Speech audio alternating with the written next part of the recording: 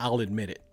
I'm not a fan of jump scares. That point in the movie, by a sudden shift of sound or photography, you're startled into the next seat by a scary beast. Frankly, I don't even like surprise parties. If you jump out and say surprise, I'm not going to like it.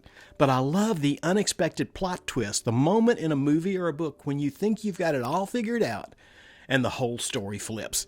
The Magi were seeking the King of the Jews, and they expected him to be in the grandest palace in the capital city. But the star guided them to a place they would have never predicted.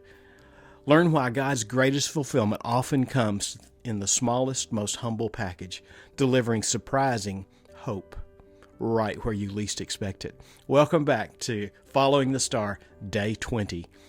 We've seen the star still shines after recommitment. Today we focus on the destination, surprising hope. Our theme is this: God's fulfillment often comes in a place and a package we would never have chosen or predicted. I love books and movies filled with the unexpected.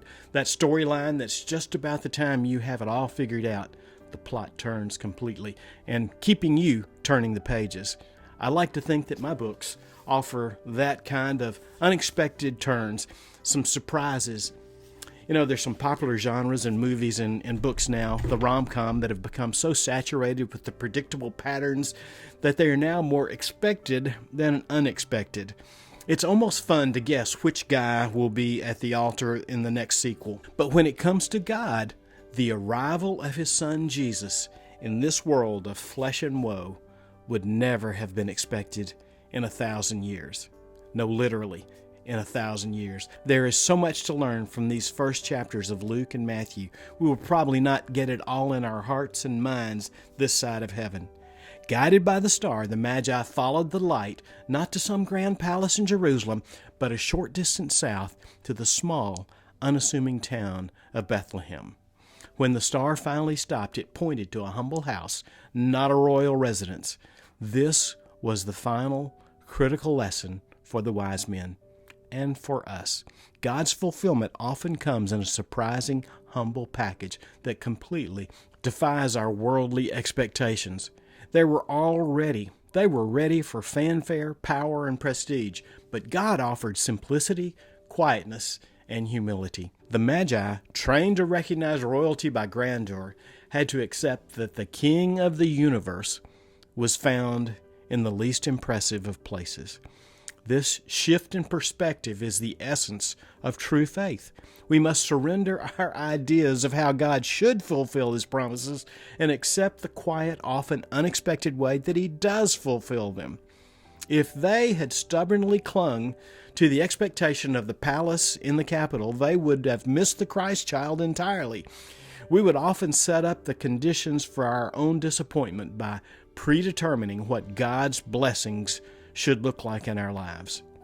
This Advent, let go of your predetermined ideas about how your breakthrough healing or your calling should look. Don't limit God by expecting Him to operate according to worldly standards of power or wealth. Look for the surprising hope in the humble, the small, and the unexpected places of your life. The King you seek is often found among the least of these, offering you something far more valuable than a kingdom: true salvation. Expect the unexpected, the surprising hope from God. God deliberately chose Bethlehem over Jerusalem, the stable over the palace. Why? Because His values are completely upside down to the world's value. He chose what the world calls foolish to shame the wise. He chose what the world calls weak to shame the strong. This confirms the entire journey was guided not by the wisdom of the world, but by the incomparable wisdom of God. Embrace the humility of God's plan, and you will find your surprising hope. 1 Corinthians tells us, but God chose the foolish things of the world to shame the wise. God chose the weak things of the world to shame the strong.